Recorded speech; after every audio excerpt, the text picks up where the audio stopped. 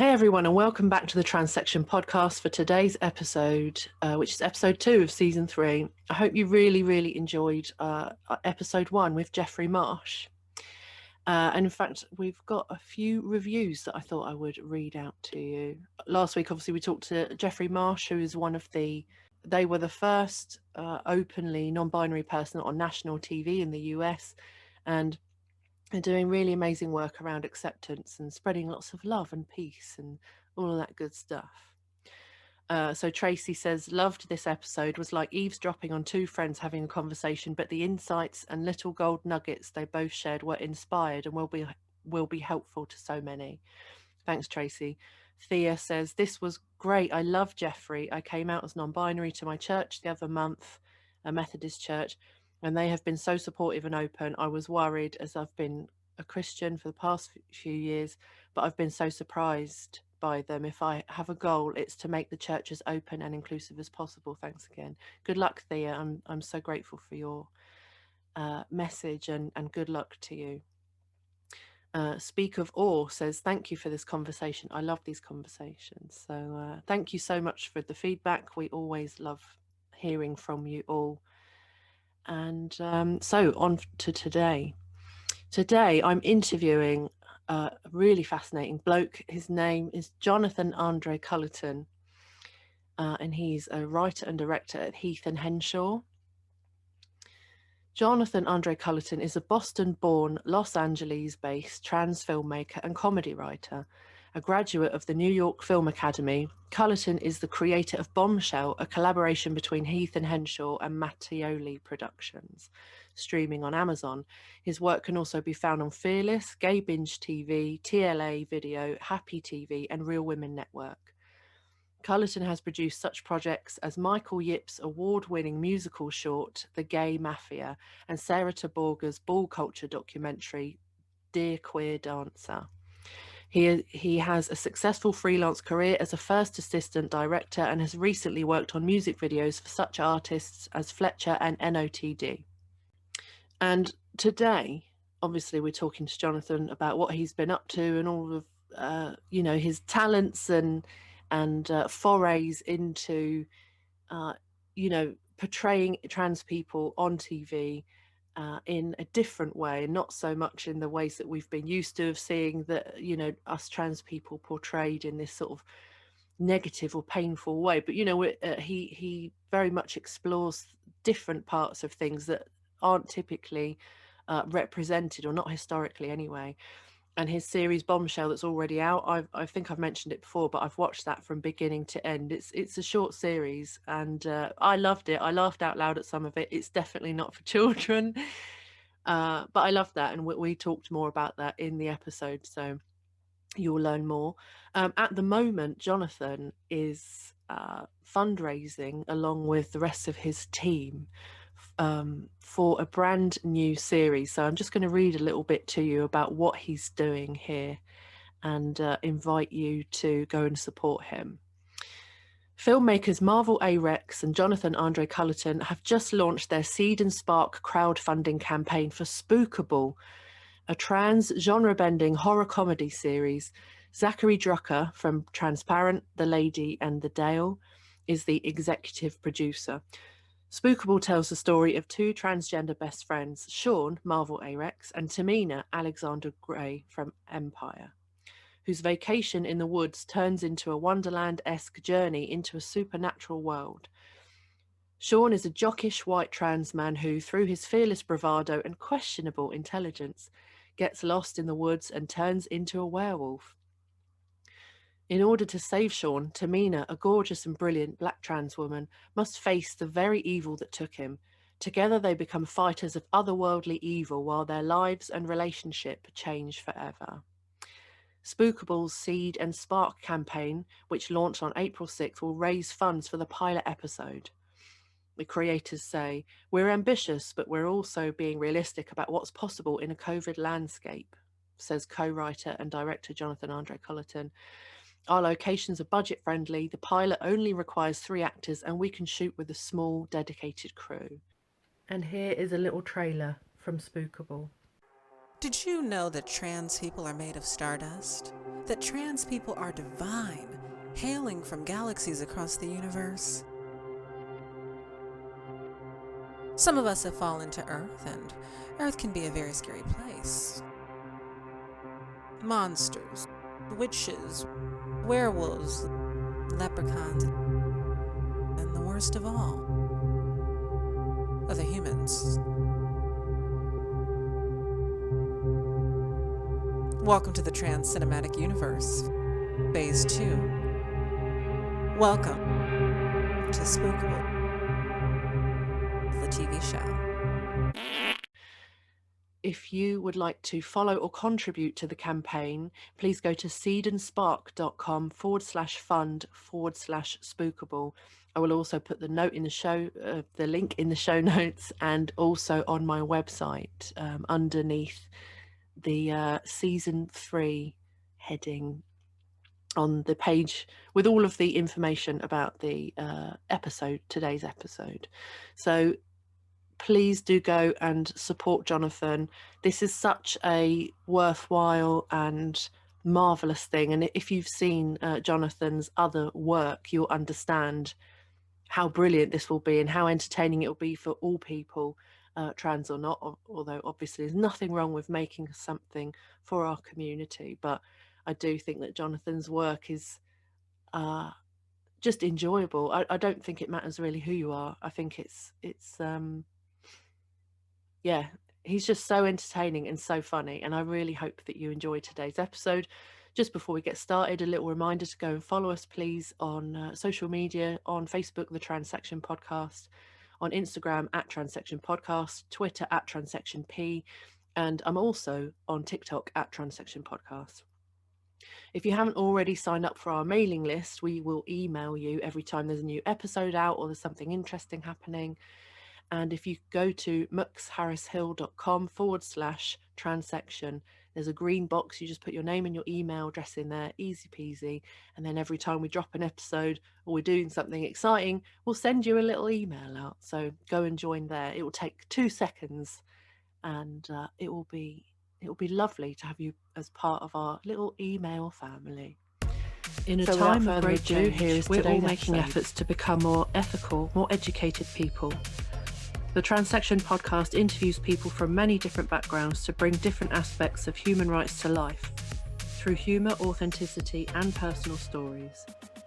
We are privileged to get a glimpse into different people's realities and to get first-hand advice and information from people on the front line of great societal change. I'm Harris Eddie Hill, inclusive coach, speaker and educator, and this is the Transection Podcast.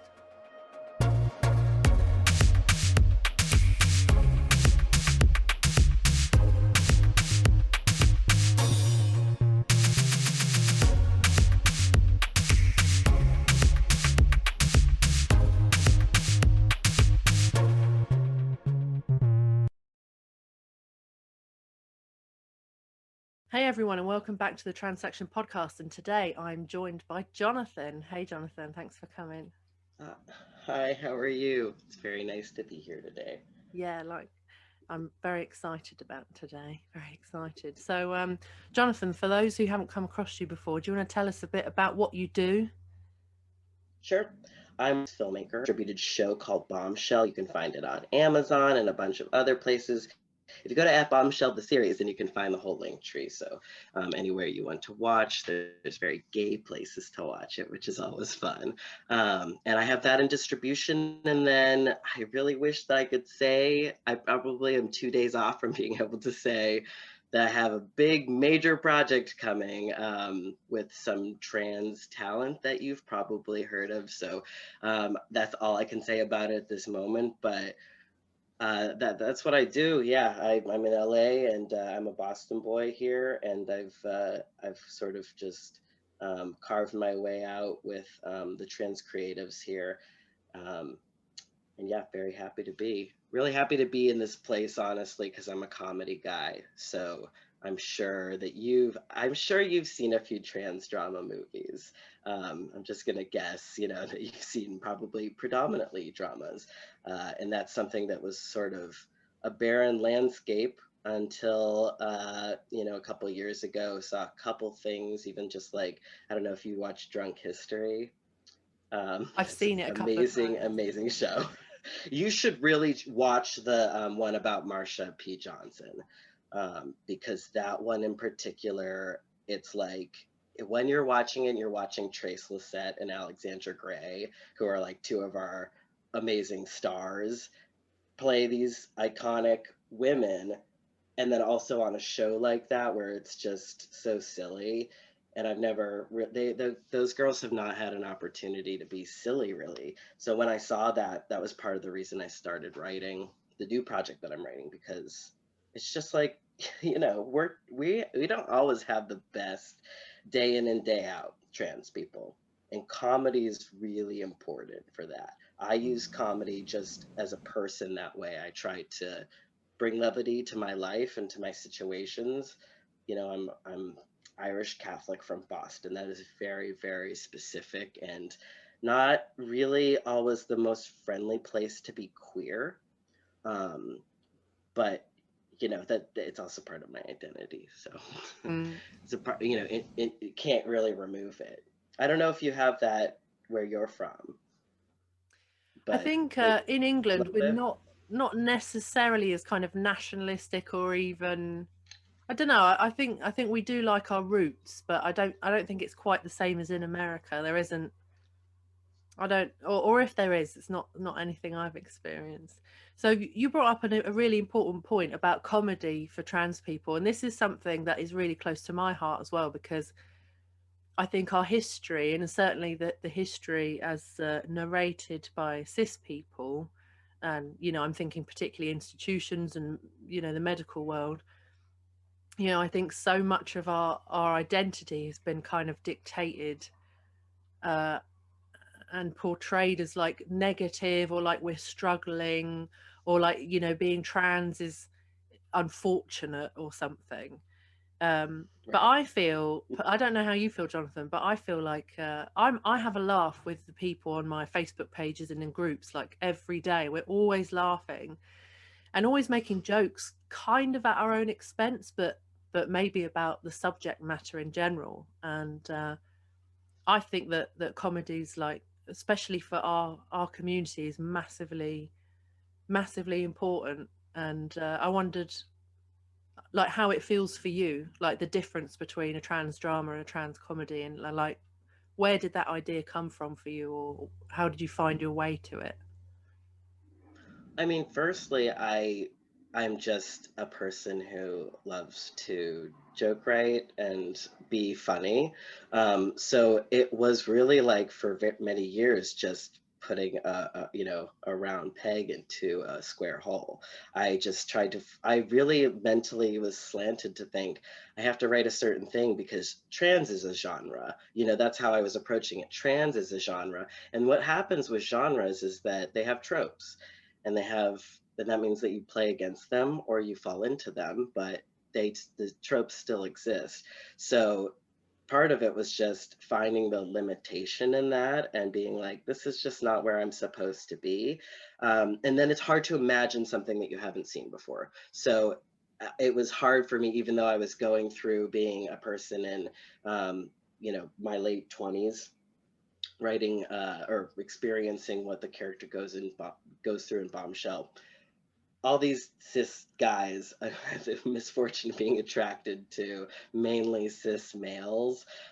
So I, had all these guys, over in intimate situations where I would just, of course, get into a conversation with them where they would think that this is the opportunity, to ask the question that they can't just ask out loud. Um, Please don't do that, cis people. But as part of it was just these situations kept presenting to them, selves to me, and your brain cannot process that much like low grade anti-transness or like just the, you know, the things where it's like, okay, the question, even the way that they're slanting the question, they're making a weird predication. And now I have to go back and teach them this other thing, which teaches them why their question was kind of messed up in the first place, and then answer the question that I think they were really struggling to ask. So those situations, I just started writing them down. Honestly, I just started writing them down. And then if you go to the fourth scene in Bombshell, and it said, we keep repeating, we're saying this is verbatim. We keep saying that, breaking the fourth wall to tell the audience that. Some people still come up to me and go, did that stuff really happen? Yes, yes, it really happened. It really happened, and it really made me have a problem. You know, it made me have a confidence problem. It made me feel like I couldn't stand up for myself, because when you're in an intimate situation, especially with a penis bearer, you know, who is raised as a cis male, who identifies that way, there's a danger, you know, there's a danger with online apps anyway. So you're just packing that in, and then you've closed the door, and now this intimacy is happening, and this person was expecting sex. So just putting all of that in, it's sometimes bad. And you mentally, of course, we are, you know, trans people should not be labeled as survivors, but we do know how to survive. That is true. We are adept at surviving. So you go into survival mode, and you just start to kind of have a little bit of a talk with yourself, you know, while the thing is going on, even. And yeah, that's when I just started to imagine the situations in Bombshell and go, I wish I could do this, or I wish I could stop and just have a conversation with myself right now. Um, and that kind of stuff. And that is when I felt a lot of pressure release. And it was really the first comedy that I'd ever sat down to properly write. And then after that, it was like the deluge. I just was like, oh yeah, this is, you know, I'm addicted. And I'm particularly addicted to queer stuff in comedy, because I keep running up against this thing where even if they attempt to write comedy for us, like the cis writers and producers, it's that they don't know enough information about what it's really like to use their comedy brain to create the comedic situation. Mm. So that's why it's so basic. It's like, I don't think that because, you know, basically trans men especially don't even live in the public consciousness right now. That's bad as a writer. Like I imagine having that handicap, and I'm like, oh, you wouldn't be able to get anything out. You'd be struggling the whole time. And that's not where you want to be if you're making like something good. You want to feel like you have to cut stuff, you know, because there's so much good. So yeah, it's just it's really like an interesting thing for me now to be just exclusively writing comedy, and my characters are trans characters, or, you know, drag queens, queer characters, anything and everything, for me to basically go, hey, here's another group of people that were co-opted by cis writers for all of the cinema, you know, history of 100 years. And we're just gonna, we're not even going to go and present this to gay cis creators. And I'm not going to name names, but you guys probably know, you know, a bunch of people that come under this heading of doing trans stories because they are gay males, and they are the next tier that is closer to us, but not quite us. Fuck that. Me and my producing partner are just like totally going around it. We need to be the ones making the stories. It sounds really trite, Mm. but they just don't know. Yeah, it's just not the same. I have to say, like, you know, I think back to the first time I ever had any kind of introduction to trans guys and you know, trans masculine people and what they go through was in the L Word in the noughties, with And Max. And for Max, I remember watching Max, and you know, at that time I knew that like gender wasn't an issue for who I was attracted to. And as I watched Max going through his journey, I remember thinking like, yeah, that's really cool. And there was something about him that like, and his character that just stayed with me like forever. And even then I didn't really understand why all of his friends were so awkward with him and so like weird. And I remember thinking like, oh, you know, they're being quite mean. And even at the time, that series to me was like the first proper queer series that I'd ever seen in my, I think I was about 20 or 21 when I watched that. And yet still, even though it's an LGBT and predominantly lesbian show, that representation still wasn't quite right. So, you know, I think it's amazing. I think it's amazing that we've had like gay characters in mainstream cinema for quite a long time now. And yet the trans representation is so far behind. But I have to say, like, when I watched your, just for our listeners, when Jonathan and I first caught up and he told me about the Bombshell series, I think before we even actually spoke, I like already Yes, you were watching it. Yes, I started. You were watching it. Yes, when Sorry, it was just thinking because you were turning away from the screen, and it was very cinematic because you were like, hi, and started the call, which was probably one of my favorite moments of interacting with an audience member. So I wanted to mention that, but go on. Oh, good, yeah. But yeah, I have to say, like watching your series Bombshell, like I finished it, I think literally that night. I think I watched the whole thing in an evening. And thank you. it was it was great. I massively enjoyed it. And you know what, it was the first series where I watched something from beginning to end and I felt in such a visceral and certain way. I was like, this is a trans series by trans people who know what they're talking about, you know. And I felt that, and I was like, I mean, the series is quite short in terms of, you know, in terms of binging material. I was like, Yeah. when's series 2 going to be? 20 minutes. Yeah. I mean, and that's the thing is like, we, you know, when we do these small shows, it is a stepping stone for us as filmmakers. So the importance of people helping us with just views and buying it, you know, I think a lot of people go like, oh, well, that's going to be, you know, I'll buy it so that you get a percentage of the money. It's not about the money, honestly, because when you do a show like that, it's very cheap, even though it's still $27,000. It's a cheaper show. Yeah, I know, but film is expensive to make, right? But it's important to have people views behind it so that we can then say to Hulu, Netflix, HBO, hi, like we had interest in this. You can see it's great. We didn't have a lot of cash, but imagine what we could do with more. And so that's sort of the thing that is happening now. People have supported the show, and that's really good. But the connection that you're talking about, and feeling like you've just seen something that you understood, because you know you're not a trans man, but you're a trans person. And so seeing something where you're like, that did feel a little bit more like home, you know, than Max, say. And Max is just it's a complicated issue.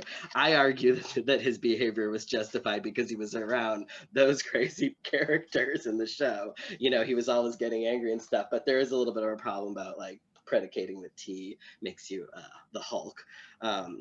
But you know, our show is something that I think a lot of trans people, you know, I encourage people to watch it, of course, for many reasons, but for that reason in particular, like just feeling like you're watching something that somebody gets, and that there are people like me, a lot of trans filmmakers, and I know like hundreds of trans and queer filmmakers, so we are really here, and we're ready to do that. We do have like a roadblock, that we have to prove that we as trans creators can be the showrunners on those TV shows, because they still hand it to somebody else. Mm. And this is not something they do with cishet white guys. They do not do that.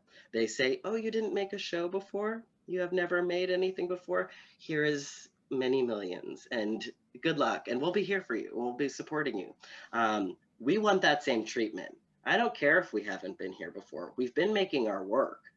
You know how hard people that just got nominated for Emmys, like Rain Valdez, had to work just to get that nomination. She has been doing classes for trans people in acting for a decade here, in Los Angeles. So these people are on the ground. They're like actually working. That's why I know them, because they're out and about really working. They're not starlets, they are, but they're not, that's not their life. We all work really, really hard. Even if you've seen us on the red carpet. Yeah, for sure. And I think, I haven't been involved in making movies or series, but I used to do hair and makeup on sets, and I've done, I've sort of like dabbled in a little bit of work here or there, and the amount of work that might go into just 5 minutes, 5 minutes Yeah. of film is like Mm-hmm. ridiculous. It's absolutely ridiculous. I don't think, and there's so much pressure, there's so little time, everyone's on a budget, like Yeah. it's next level, I think, working on something like that. And yeah, Yeah. I mean, I always think about like, sorry, I was gonna say, I always think about like, just even when you get a bigger budget, it doesn't matter because you buy more stuff. That's how Game of Thrones ended up with those cups. You know what I mean? Like there's somebody who's too distracted to fix the cup thing. Literally at two different levels on set and afterward, So we are always challenged in film. But we have more challenges when they don't want to support us yet. But this is I know this is going to sound crazy, but this is the year. One thing that we did was we didn't stop for COVID. Me and my producing partners, because I could have just hit the shit really. Like I had Bombshell out in distribution during COVID. I'm supposed to be launching, everybody's strapped for cash. And then we had this other project coming in, and I just thought, you know what? I guess the thing that will make us different is that we didn't stop, because there's plenty of people just going, I can't do this. And I'm not exactly economically privileged, so this is sacrifice, but we do it because this is not a choice for me. Like filmmaking, I feel like I was born, it just slanted this way. This is all I want to do. So for me, it's like, if I'm gonna go wake up every day and live in the world, like this is what I'm gonna be doing. So we are passionate about it. And even more so like than Bombshell, there is so many kinds of like genred work that the queer community is starving for. You can see it in the way that we adopt characters that we feel are coded, like Disney villains or the Addams Family, things like that. It's like, I mean, both the Addams Family parents were adopted into queer culture, and they're both clearly straight. They're together, but we do that because we have a barren landscape. But some of us like campy horror, and that's what that queer person is trying to find when they adopt that character. They're trying to find what they like with them in it. We always have to make a choice. We're like, okay, well, this thing has me in it, but now I'm going to have to watch a thing about somebody transitioning when they're 14. I'm 20 years removed from that. It doesn't really resonate with me as, you know what I mean, as much as it could. And so we don't want to make the choices anymore. I want queerness in horror, in comedy, in crime comedy. I want Clue with all queer characters. I want Doctor Who with all queer characters, because there's just a difference that when we have to find ourselves, or when we take what they gave us and it's not exactly great. Yeah, definitely. And I don't know about you, but I think that like entering the world of dating, or thinking about like having a house or a job, or anything like that, we've never really seen those stories before. And is something that I've struggled with for a long time, is that I am so used to, you know, straight men being attracted to women, that when supposedly straight men are attracted to me, and, you know, I'm transmasculine and I'm waiting for testosterone and stuff like this, Mm-hmm. I then struggle, like I've never, I don't regularly see, or I'm not familiar with the story of the cis Yeah. man who's with the transmasculine person who isn't, you know. And also I know that I'm never going to be probably of interest to typically like gay men and stuff either, you know. So I feel like I exist in this world that, you know, I've heard of other people, I've spoken to other people in my situation who do have male partners and stuff, um but like it's so difficult for me to get my head around. And like, you know, my sister and I've mentioned this before, but we've always got this phrase like, oh, fucking Disney, because we were taught all of these ideas through Yeah. their sort of cartoons and all of the, you know, kids, particularly the kids movies in sort of the 80s and the 90s.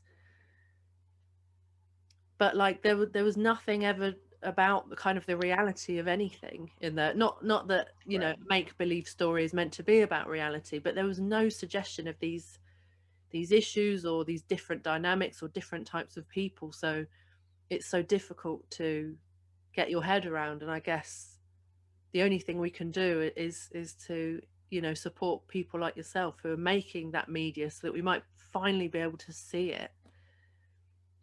Yeah, I encourage people to even seek out stuff on Seed and Spark that they, they small queer films that they might even just enjoy watching. Even if you give $20 to something, it's like, well, you have all your subscriptions and stuff. You're giving Disney, who does not need your, $15 or whatever. You're giving that every month, and you're kind of paying, like, you're paying for more of the same. Disney is like, they're just getting like films like Moana, it's just like, should they have maybe cracked into a better like feminist storyline? Like, how did it take them this long? Maybe because they started with like Sleeping Beauty, where the woman was just literally not awake. But that's a problem. That's a problem. Like, they don't really have an interest unless it's gonna turn coin. Mm. So we are motivated by something a little bit larger, but it also doesn't mean that Disney doesn't like hire, a lot of queer people to sort of play a type, but not actually be gay, or they'll do like things at the end that are like undefined. Oh, was that a lesbian couple in that animated movie? Maybe. I don't, that's not what I'm looking for. I'm looking for something that is defined and about us and exciting, and that satisfies me in a way that other properties have. But you have to, as a viewer, seek that out. And you have to also understand that we are just normal people, and we Mm. don't always have like huge amount of backing. Even I'm talking to some huge companies right now, but I'm still scrapping to get the amount of money, because we're doing a proof of concept pilot. They don't want to have to pay for us proving the concept to them. So we're gonna have to get that together. Then we're gonna show them, and I think that will really start a conversation with some big companies, because there's big properties that like they forget, how like queer Buffy was sometimes. People are excited about things like that, when they're Yeah. done well. um and there's even like people like Buffy is like our generation, so we're like in our mid 30s now.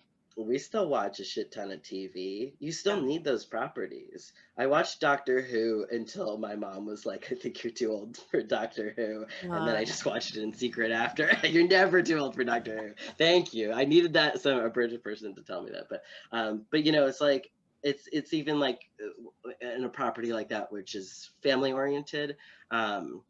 We want more like a queer Torchwood. Do you know what I mean? Like we Yeah. want we want something a little bit more adult, because part of what's happening is, I don't know if you watched Disclosure, Seen the it. documentary on Netflix. Yeah. I don't know if I even said this to you in our last conversation, but there's something really important that we say in our pitches, that Jen Richards said in that. She's a trans woman. She's a really great activist and actress. And she's just talking about how when you have a trans person playing a role in a trans role, you can have that person play all the other notes of the story.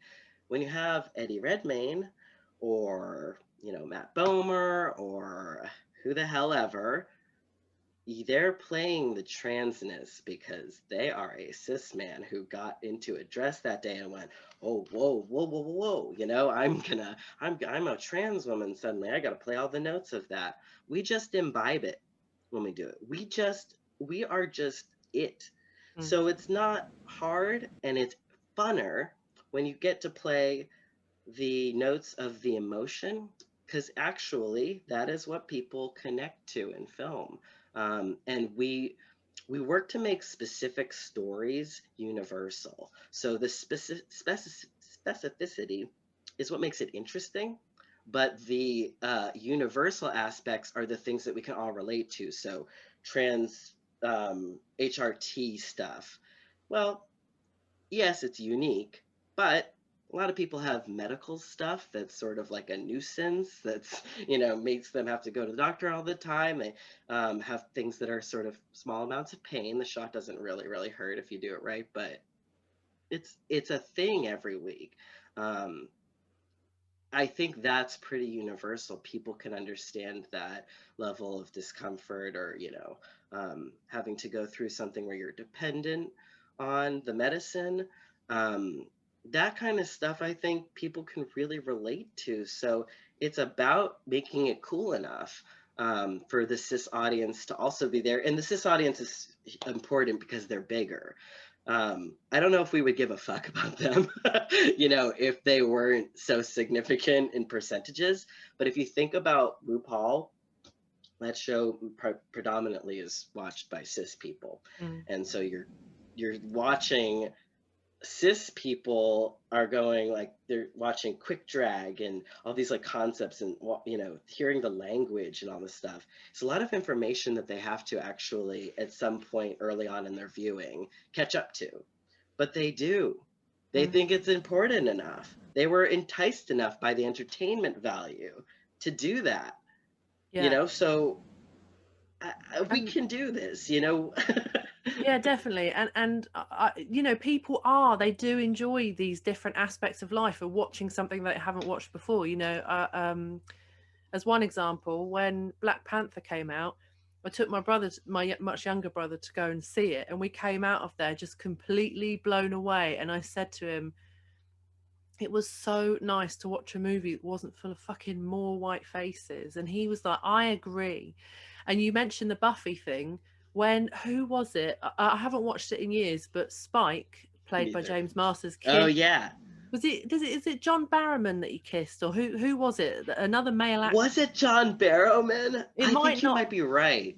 I can't They remember. definitely didn't they kiss on Doctor Who too? I don't know, but that scene, one of my in fact a few of my straight female friends, as we were watching it, they were like, oh, I was going around, we were at uni, and they were like, we've got to watch whatever I can't remember. Yeah, it was Buffy. Yeah. They were like, we've got to watch it tonight because they're going to kiss. The kiss is going to happen. So I was like, all right, that's fine. I mean, I didn't know loads about They're it. I two watched it. good-looking guys. Yes, and Yeah. I remember sitting there, and a lot of my friends weren't queer, LGBT, nothing. And yet Right. I was sat in a room full of women who, as the men were inching towards each other, they're going, yes, yes, yes. And they started like shouting at the TV. I was like, Jesus Christ. They haven't seen it either. Yeah, but this is the thing. I think people want variety. Like, if I have to see an advert for one more rom-com between slim white straight couple, like, again, of like, will they get it together or won't they? I'm like, I don't fucking care anymore. But it's not just me. Like, I Right. speak to people, like, you know, all of my cis friends and straight friends and whatever, and they all say the same thing. Like, it's really boring now. And, you know, a lot of people Yeah. say, well, I won't watch that film because it's really like the concept of this other film I've seen. Right. There's so Right. much recycling. Yeah, there's a lot of laziness in writing that I never understand because I really love to do it. So I'm like, why are you writing a crap film if you have a nice job to write a nice film? You know, you could just make a different choice. Um, but even that, like, maybe there is something to, they don't have any more ideas about themselves, you know, and that part of that is suffering from a less diverse world that they've created around themselves. You know, even our stories would color heterosexual cisgender Yes. stories, you know. So it's about, like, also the possibility of being human, you know, like uh when we have, of course, people go, well, you know, like, I would never date a trans woman because I would never date a woman with a penis and that would make me gay, right? That assessment of, right, terrible. But that assessment of what we can assume what the real facts are, right? But that assessment shows that they are absolutely wearing horse blinders. They cannot see outside of themselves, and they're gypping themselves. They really are, because they're probably, I even think about it like, there's not an infinite amount of people in the world that you would be able to match with, you know, personality wise. Like, I hardly like anybody, you know. It's very very hard to find somebody you can tolerate for days, weeks, months, you Yeah. know. And I always think about, I don't think these guys are going to find somebody that they're really happy with, because they've narrowed their playing field, and they're not even looking for personality. They're looking for tits, ass, hair, blah blah blah. Oh, and are you really a female? You know, that shit's gross. Their best shot is to find a cisgender female that feels the same way, and that's sad, you know. And now they're both limited, and now they're birthing limited scope kids. You know, it's a bad way. Yeah. It's not good for society. Yeah, I agree with that.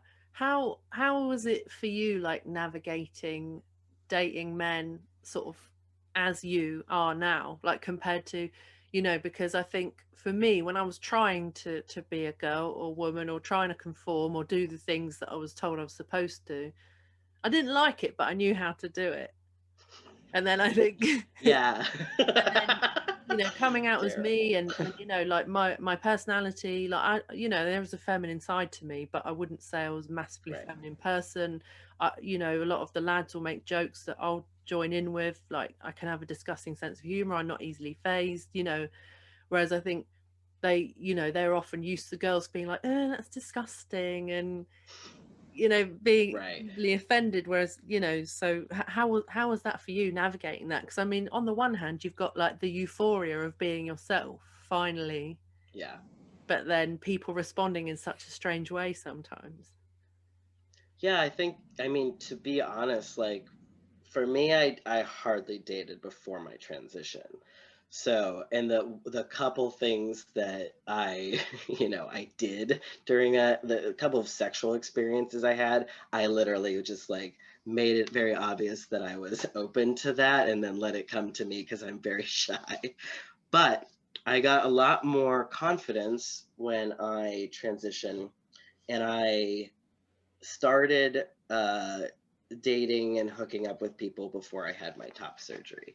So there's a whole time period that um, was just hard, was just hard for me because I was enjoying the sexual experience, but I thought it looked too shameful for me to wear a t-shirt.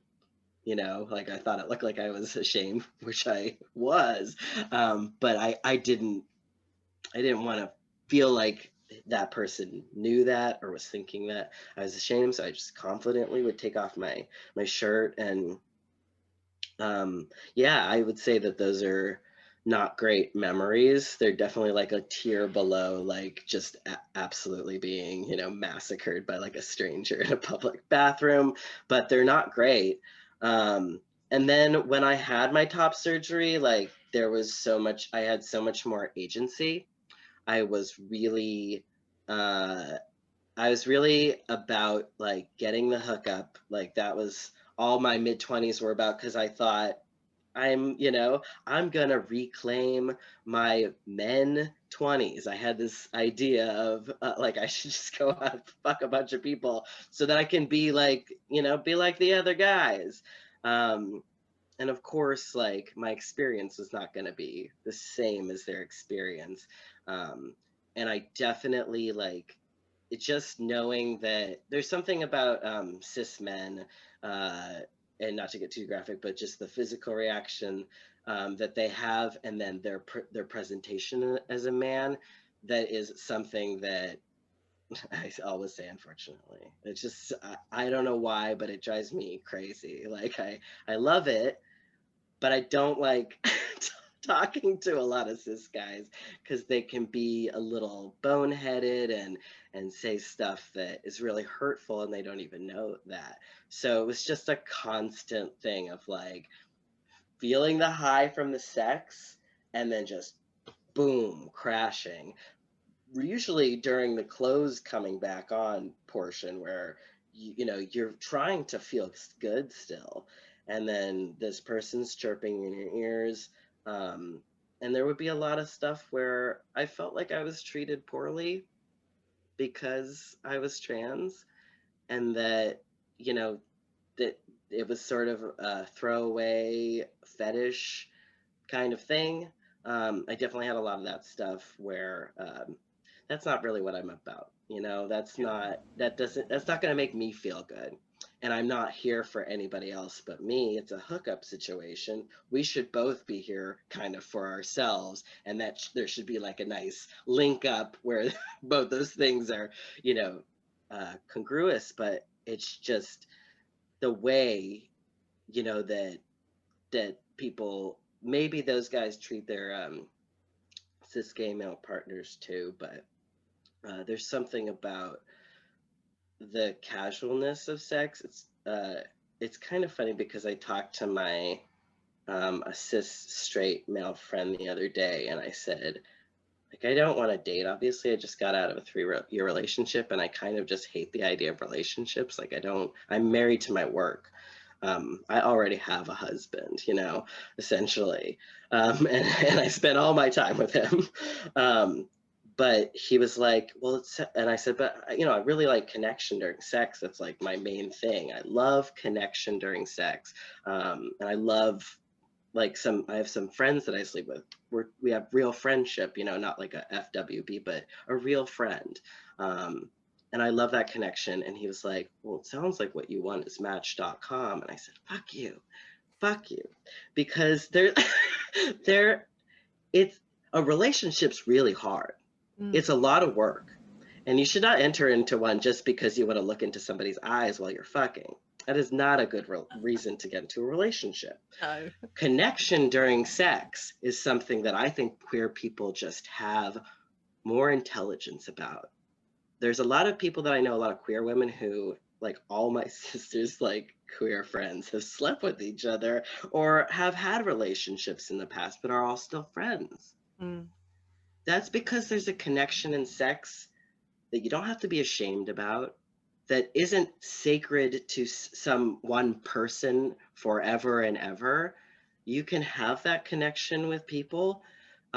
Sex is supposed to be positive and good and make you feel good, not just in your, you know, physical being, but mentally in your brain, things actually go off chemicals. And it's really important. And just because you are single doesn't mean that you should be sucking dick in like a, you know, public bathroom. It doesn't go from that to that. I really refuse that. Yeah. But it did not surprise me that a cis straight male made that assessment, because you are either bop, bop, bop, banging, or you are married, Yeah. you know?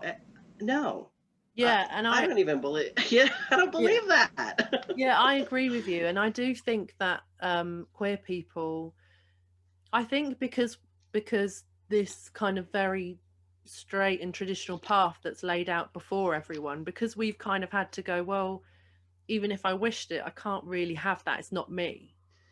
I think because we've let go of that, then there seems to be a lot more liberation and thinking about something and going, well, actually, this part works for me, but that part doesn't. So I'm going to do it differently in a way that suits me, seeing as there's no blueprint or path that's very narrow and very specific laid out before me. Then actually I can make something what I need it to be. And I agree with you.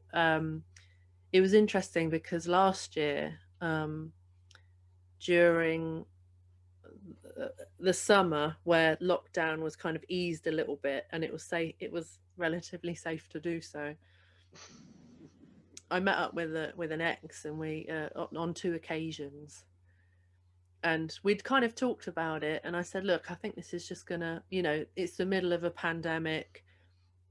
I haven't got laid in Yeah, nearly a you year. have needs, I have needs.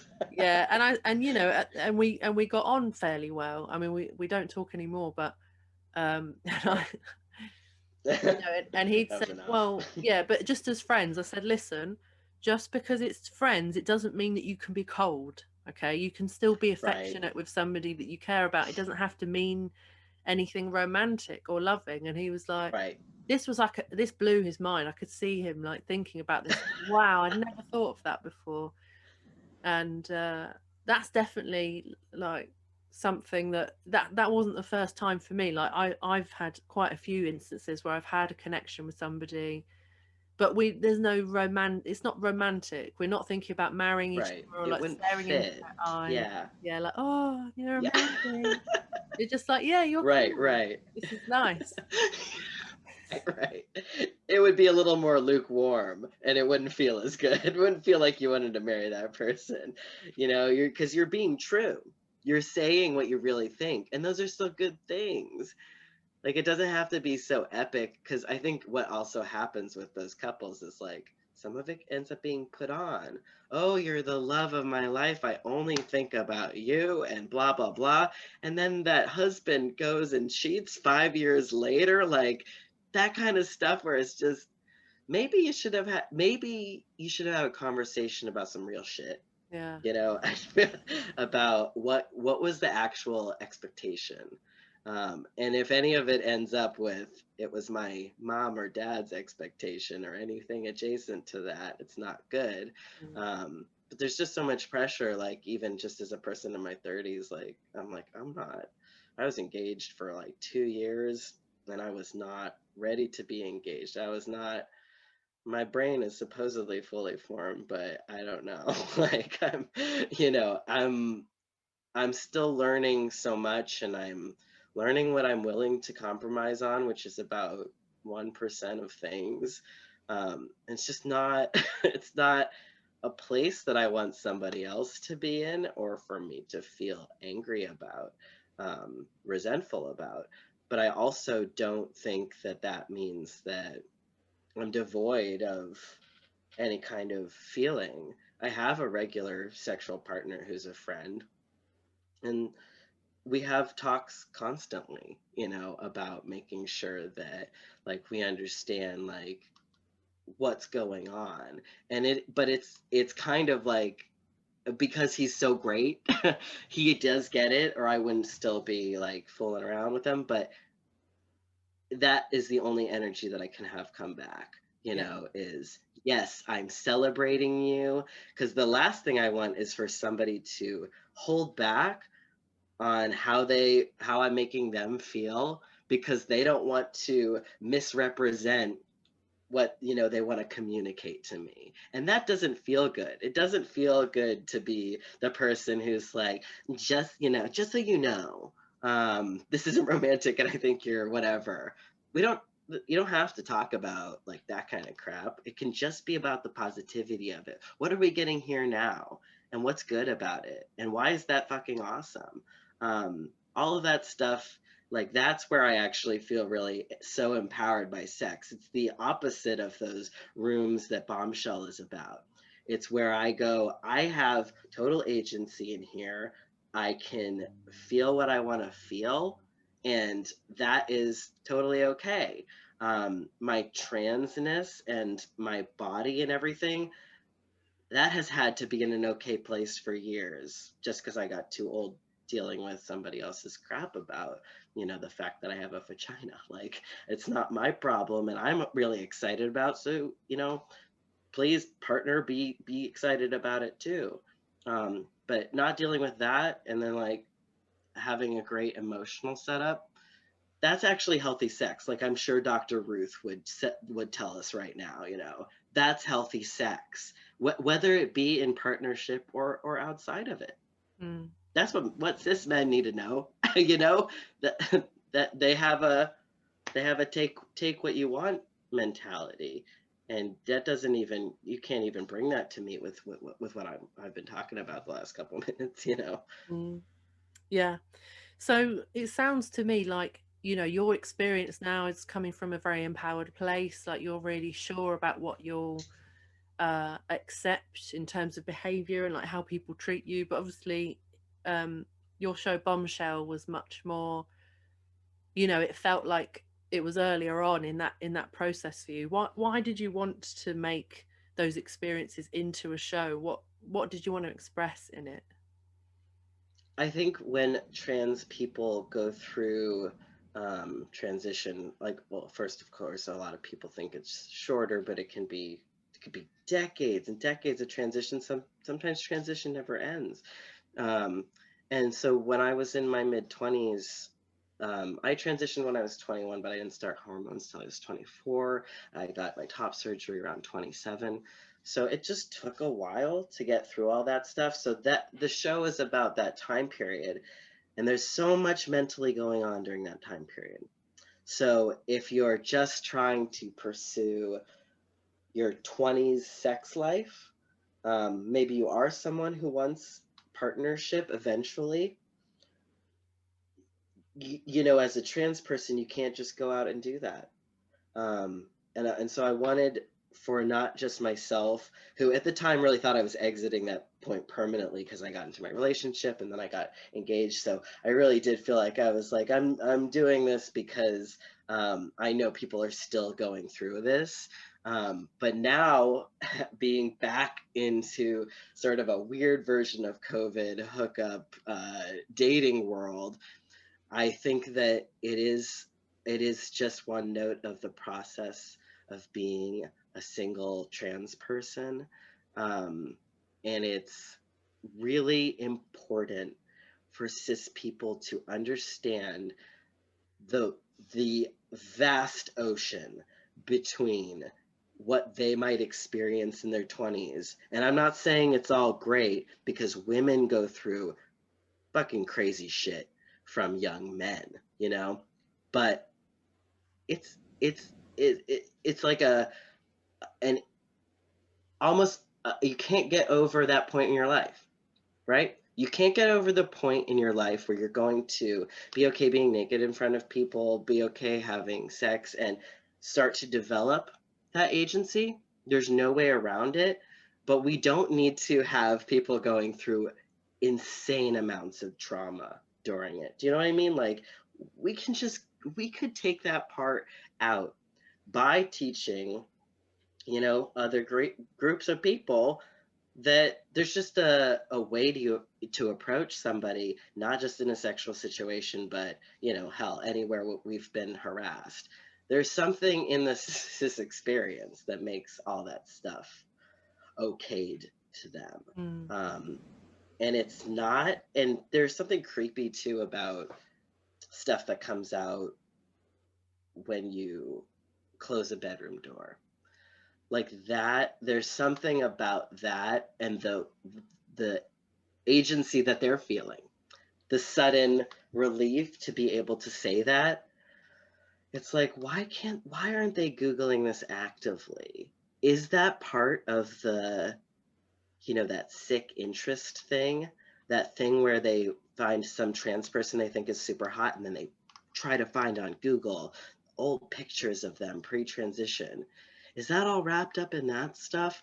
I think that's what's coloring that that experience for sure, because it's cis people that I was coming up against, and it's these attitudes that are just fucking in their person, in their skeleton, So whatever that is, like, I wanted people to know about it, but I also think it's just is a grain of sand on the beach in terms of like what we need people to understand who are of the cis experience. So it's just a part of it, but that was really my first step, and that's what my whole career is about showing different experiences across the genres like I was telling you about. But what that allows us to do is see this cis audience over here that likes this kind of stuff, and this cis audience over here. So we're just pulling, and we're making it more of a nuanced rainbow, which is, I quoted Jen Richards before. She also said this other thing about how if we had more representation, people wouldn't zero in on one. More representation means that they can't say, Yeah. that's that. Yeah, because didn't you mention before that there was some kind of question, or there was some kind of suggestion that your experience and the way that you had kind of put your stories forward through Bombshell, somebody kind of questioned, like, is this like a general experience for everybody, or tell me a I bit think that more about happens that. to everybody. I think that happens to every trans creator, no matter what. If you're in an interview, people go, well, this is the experience.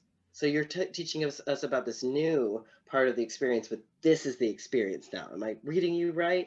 They're not, that they are looking for us to make it into a very succinct pamphlet.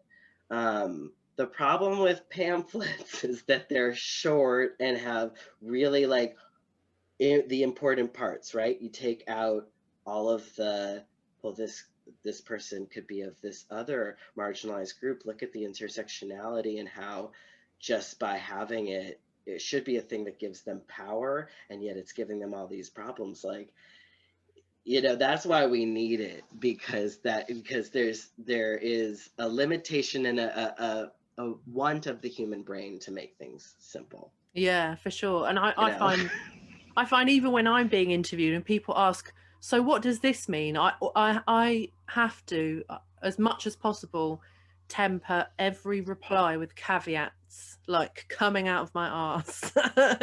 Right. No, right. Well, it's like the podcast I did with some cis hosts, where they asked me to define non-binary, and then I'm going, and some non-binary people think of themselves as trans, and some do not, and blah blah blah. And I'm going into that. I could see their eyes getting like crossed, just confused.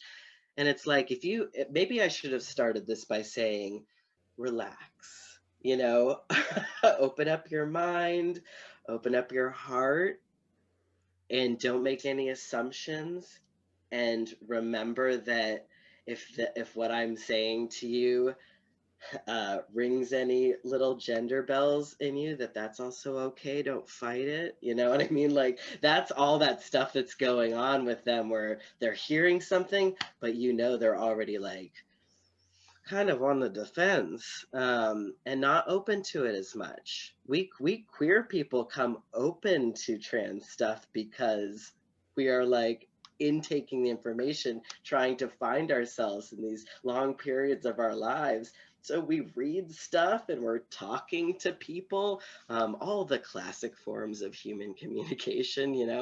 We're connecting, and there's places in queerness that you get closed off to things. Of course, we have our own internal problems, but for the most part, it's like there's a okayness to whatever you want to do and whatever you want to try out. It just doesn't exist in the other world, the cis het world, that stringent world.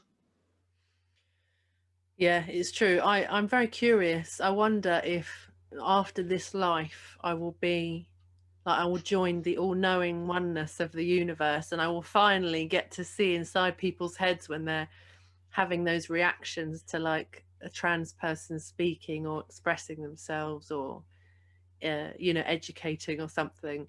I wonder if I'll finally get to look inside people's heads and finally understand what it is that they're going through. Why? Because I'm really curious. I'm sure it could be a million things, and that people's reasons for reacting the way they do, I'm sure, is very varied and very different between individuals. Have you ever like overheard a conversation about a trans person that like wasn't you? Because that happened to me. Like I am very cis passing, which barf, but people always read me as cis. I'm like, I'm 5'6", like you can't tell. And I'm very proudly trans. But these people, I was actually picking up, I think, the final Social Security card that had my name printed on it. And so I was just waiting there at the Social Security office. There's all kinds of people coming in and out. It's a busy place. Trans woman comes in. She's pretty tall, so everybody sort of looked over at her. And she's just walking through, and these guys are like talking about her, basically saying, what is the thing that makes a gay man go so far into being gay that he actually needs to express as a woman? One of them was American and one of them was British. And I was just like, you know what? Culturally, across the world, apparently, like, we're a lot of people starting back way back there. I did, of course, one of my favorite things to do is to lean in and go, like, hey guys, what are you talking about? Talk to them for a little bit and then go, anyway, I'm trans and you guys are assholes. Bye. Because because it's like they never would think that, and I love the look on their face when they're like, because it's the passing culture. She would have been okay to them if she had passed. Yeah. They had a problem with her being overtly trans, which is disgusting. So it's like, yeah, I had to flip their shit on them. But being privy to that kind of fly on the wall situation is something that has happened to me a couple times, and does make me, while I can't go into their head directly because they're having a conversation with each other, so who knows what they're thinking and what they're playing up for the other person. One of them could have very well been closeted, you never know. But it's the more to the point that they're freely speaking that way, and there's a sort of yesing that's going on. Yes, yes, yes, I agree. And whoever they are, however they identify, it's not good for them. It's not good that they felt like that. They felt the need to point out a fucking stranger who was minding her own business at one of the most horrible places that you can spend half a day at. Why? But I have been privy to some of those conversations, and I do think that what is going on in their head, it's so deep. It's education, and it's gonna just take the happenstance of running into a bunch of the trans media that people like me are gonna create. But hopefully that will help turn the tide. Because I'm exhausted, aren't you? Yes. Yes, people were saying like, oh, when you're doing this advocacy in however many years, and I was like, well, I'm hoping that enough of us are going to do it so that in 20 years this kind of job and this kind of work is going to be completely redundant. Yeah, because we could do other shit. Yes, yeah. I mean, there's loads of other things that I'm good at, and most of my education in the academic world was music, science, languages, art. I did art for like a long time. I still do it a bit now. I'm also a pianist and I love writing, and I've got all these other things. And maybe one day I would write a screenplay or something. But yeah, it's like if you had the time. Yes, and people without like wading through. yeah, exactly. And I'm just getting into kind of doing all of this stuff full time, and people have been shocked that I haven't been doing it full time until now, and I'm just like, I can see that a lot of this work will need doing for a long time, but I also think about like generally the people that I know, if anyone were to say like a racial slur in front of them, the vast majority would say that's really out of order. Yeah. You know, they would really put their foot down, Yeah. and they would be very vocal about it. And that's the majority of people I know would be like, you, that's not okay to do that. And I'm really Yeah. hoping that eventually that will become the attitude for our community as well, that people turn around and they'll notice transphobia when they hear it and say, that's really unacceptable. You can't talk about another person that way. You know, this is not all right. Which is good. And I don't know about you, but I've started to see that happening. And particularly Yeah. with people that I know as well. Sometimes I'll get messages in my inbox, and friends will be like, I had to tell somebody, but I've just been arguing with a transphobe on Facebook, and I shouted at them, and you know, we're exchanging, and you know, it kind of excuse me. There you go. It makes me really happy to think like I'm not the only one having these arguments. Yeah. And Yeah. yeah, do you Yeah. have I that peep now? when we friended each other like last week or whatever, you know, I could see some of some of your interactions with those people, and I am so like I'm a very argumentative person. I love to eviscerate someone in an argument, you know, especially when I'm right, because I'm on the human rights side. Hard to be wrong when you're doing that.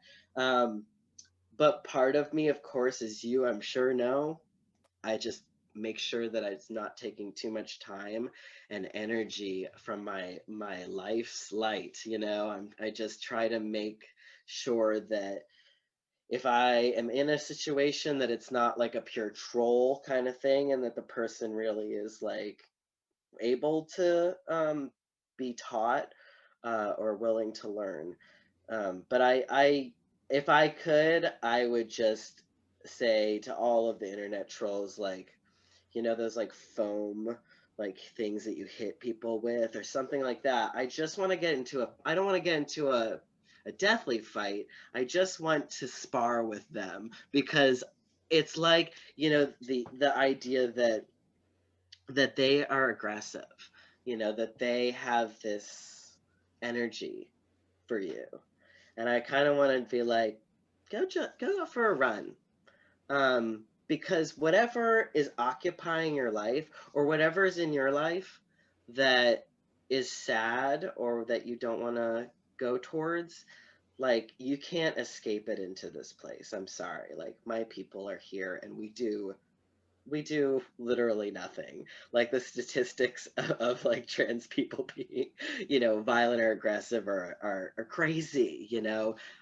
We're here being super peaceful, and I just want people to understand that that energy is like, yeah, of course, like, it really bothers us. So Mm. some of us are gonna engage and feel the need to engage, and won't be happy if they don't engage. That's a personality thing, and sometimes I feel that like I need to tell this person, even if I just like hurt their feelings just a little bit. Like, I'll just, you know, do it because I want them to know there is a trans person here that is willing to stand up for them, because you know that there's thousands of trans people that are just reading the comment who Yeah. don't have the agency, and they don't have the strength. I stand up for my like one of my best friends is a trans woman, and she's semi-closeted because of a family situation. I stand up for her like I'm like a fucking soldier, because she doesn't have that yet. She Mm. can't do that for herself yet, and I couldn't do that for myself for like 8 years. So I Yes. totally understand. Yeah, I think I have to say, like, I'm becoming increasingly aware of there are certain pages that pop up on my news feed, and if on more than one occasion I've realized that I've become sucked into the comment section, I'm unfollowing those pages because I think Yes. like this is not healthy. However, particularly if I know that I'm about to unfollow it and never interact again, then I do feel that I have a bit of license to throw a bit of a social grenade. And I did this the other day, and it took me a few moments to like actually click post. I was like, I don't know if I can post it, because it was you know, I made some really valid points, but I ended it with a bit of a playground statement. Yeah. Nice. Because, you know, there's a lot of discussion around trans people in sports, and I always say to people, look, this is already regulated. We already have the science. We already have like blah blah blah. Like, this is absolutely just so unnecessary. People are doing what ifs as if people didn't have this discussion 30 or 40 fucking years ago. Like, we already know exactly. This is completely... Yeah, we've already a pro-trans woman tennis player in the 70s. Where have they been? Yeah, exactly. Suddenly they're concerned about it, and it's always trans women. They don't worry about trans guys or non-binary. You know, it's always like, oh, you know, about trans women, and so I said in the comments, they still don't want us there, but yeah, but they're not so threatened. They're like, but they're not threatened. Yeah, it's so the testosterone thing. Yeah. Yes, exactly. And I said in the comments, I said, I was assigned female at birth. I haven't taken testosterone or anything yet. I'm over 6 feet tall. I'm over 200 pounds. And when I used to box, I was still in the upper weight category of everybody, regardless of sex, gender, or whatever. I still had the advantage of almost everybody in that room.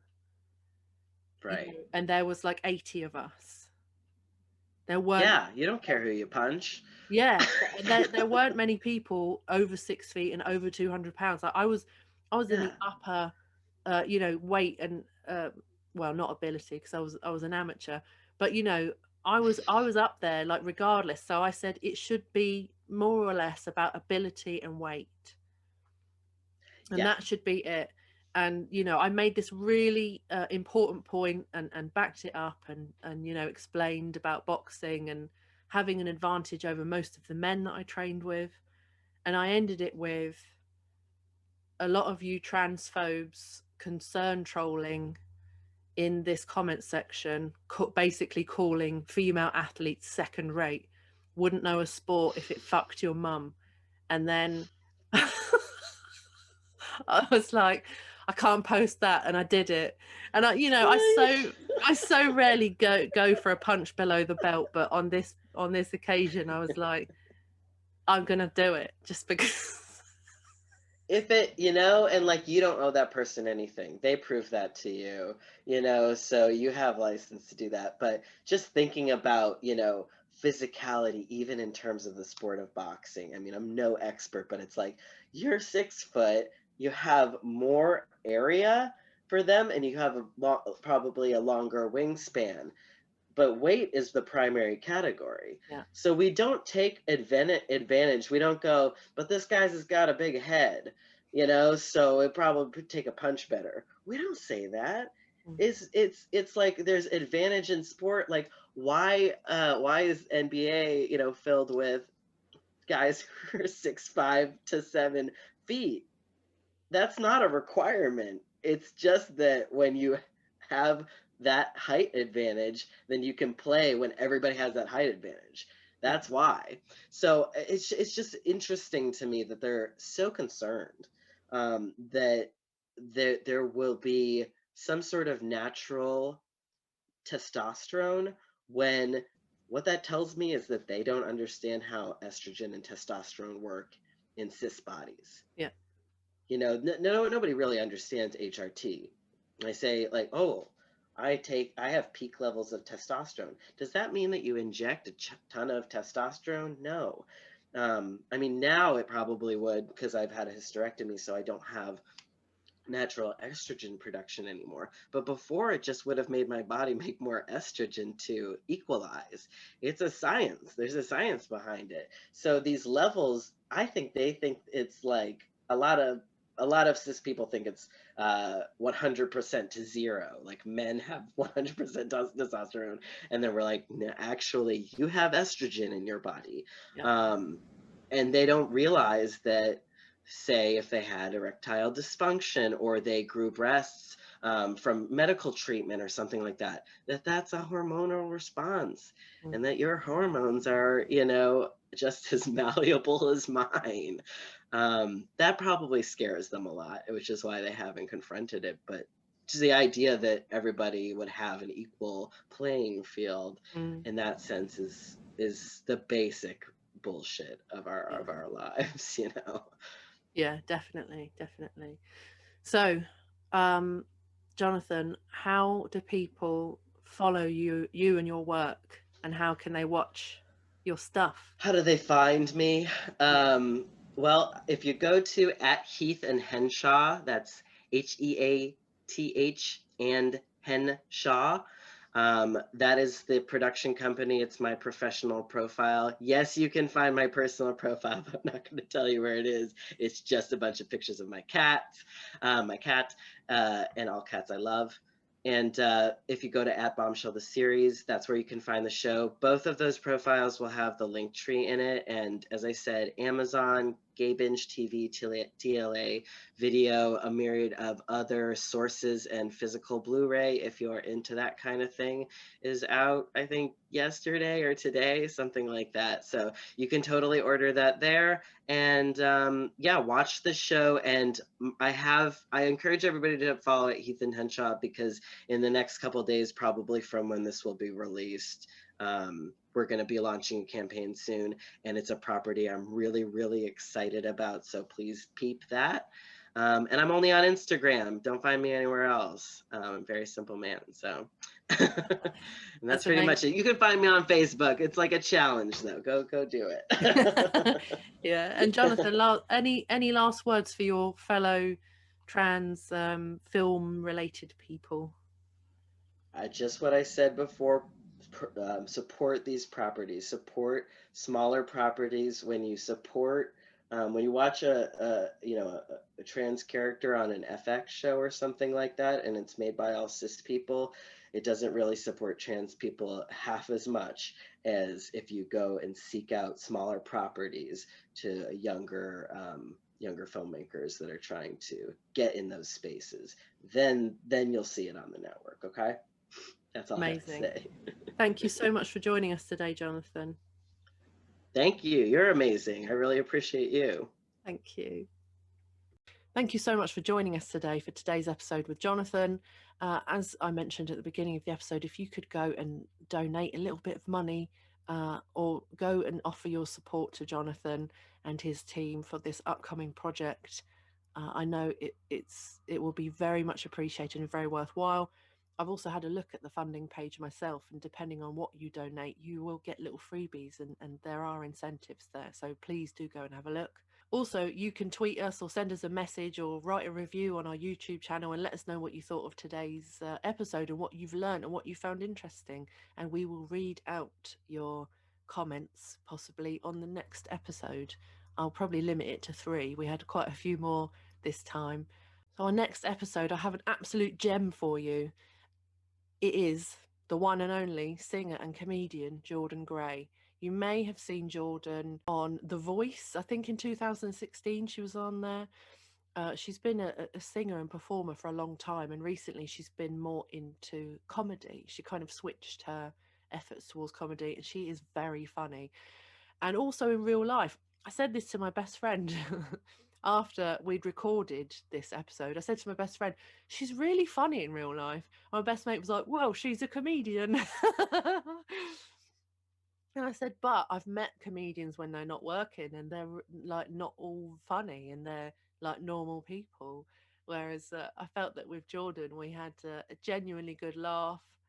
And yeah, I think it's probably one of the interviews that I've laughed the most in. And yeah, Jordan's an absolute smasher. And she also had, I think it's I will have the details next time, I promise you. But as you know by now from listening to me, I can't remember all the details. But she had a little mini series on Comedy Central, I think called Transection, and it was all about her working in a supermarket at night on the night shift with friends, and it's very funny. I saw bits of it when it was first out online, but you should go and have a look at that. But anyway, look out for it, and like I said before, go and join our mailing list, and that way you won't miss it, or make sure that you subscribe to us on whatever platform you're listening to. So anyway, friends, until next time, have a great week, and I will see you with more smashing interviews. Take care.